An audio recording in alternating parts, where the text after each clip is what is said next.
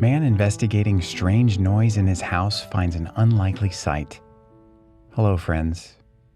Paul Molman was relaxing at home, watching TV, and enjoyed the comfort of solitude. The Tennessee resident was the only one around. He felt calm, serene. Then he heard it, a strange sound coming from the other room. Maybe something fell, was Paul's first thought. Maybe a breeze blew through and opened a window. Quickly, however, he realized the source of the sound was much more complicated than what he'd anticipated. Before we move on, make sure you smash the like button, subscribe to our channel, and activate the notifications bell for new amazing videos. Paul Molman didn't always live in the South. He was born in New Jersey.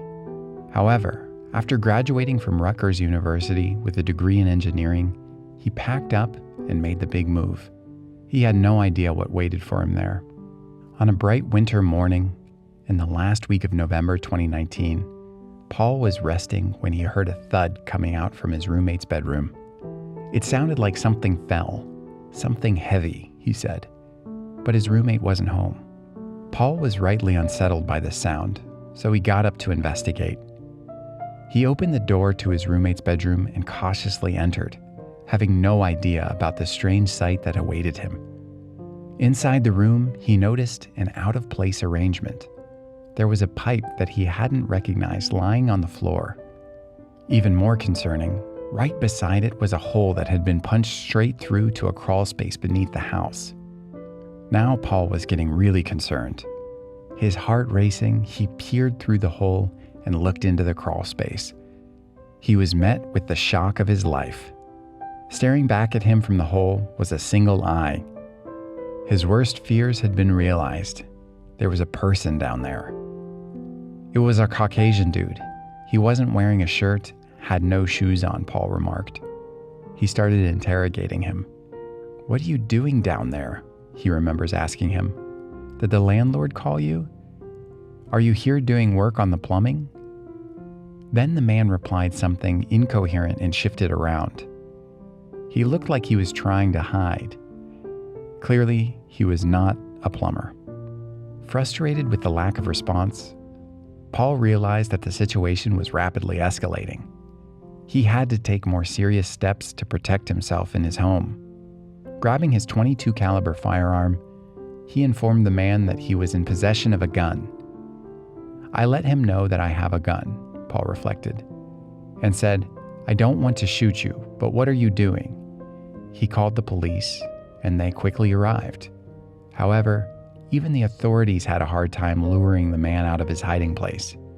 Finally, the cops successfully brought the suspect out of the crawl space, but Paul was surprised. The suspect wasn't a shirtless white man. He was a black man that was wearing a shirt, but no pants or shoes.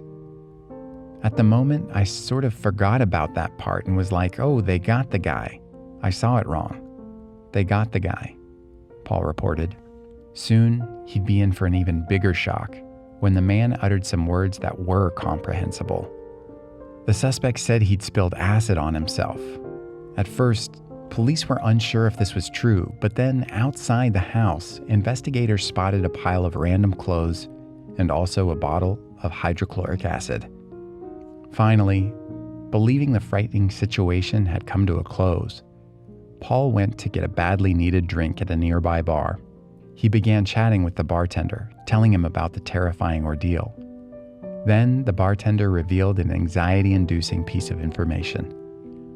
Paul showed the bartender a photo he'd taken of the man's being detained, to which the bartender replied, to Paul's shock, that he actually recognized the man. He'd seen him hanging around the bar only a night before, but he hadn't been alone.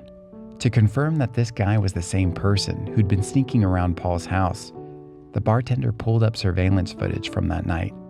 The clip showed two people messing around outside the venue, the detained suspect, and the white guy he'd seen initially. All of Paul's fears from earlier in a traumatic day came rushing back. He hadn't been wrong before. He should have trusted his instincts. All of the alarm bells were raised, and he now had reason to believe that his house hadn't been cleared of unwanted intruders. The homeowner phoned the police for a second time that day. Authorities reviewed the surveillance footage for themselves, then returned to Paul's house to execute a second search. They found the crawlspace below to be empty. But this wasn't the end of the fiasco. Paul went to sleep still feeling slightly uneasy, but still having faith that the officials had done their jobs. Hours later, he woke up feeling unusually cold and went to check out the wires controlling the house's heat.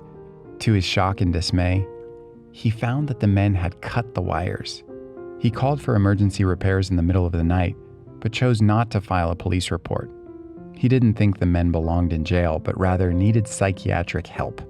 Police confirmed that the black suspect had been sent to UT Medical Center as a result of his erratic and unstable behavior, while the search continued for the white suspect. Still a little unnerved, Paul felt good about the situation. Did you like this story? Check out our channel for more.